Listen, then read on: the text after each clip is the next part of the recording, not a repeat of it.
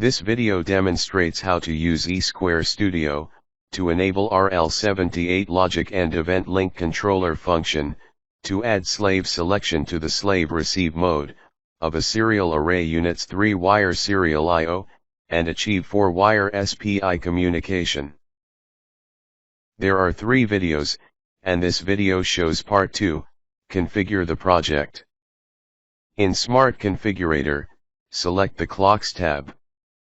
Set operating mode. Set EVDD setting. Select low speed on-chip oscillator. Select the System tab. Configure following fields: on-chip debug operation, security ID authentication failure. Leave other fields as default. Select the Components tab. Select Config Slave Select Pin Function Component and select Port 31 as input for ELCL.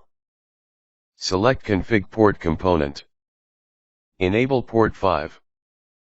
Set Port 5.3 as out and enable Output 1 to set LED 1 off status initially. Select Config LVD0 Component. Select value for reset generation level as 1.86. Select Config CSI00 component. Select External Clock for transfer clock mode.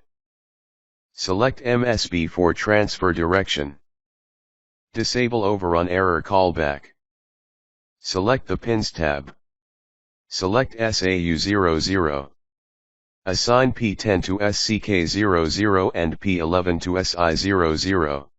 Click Generate Code button to generate code.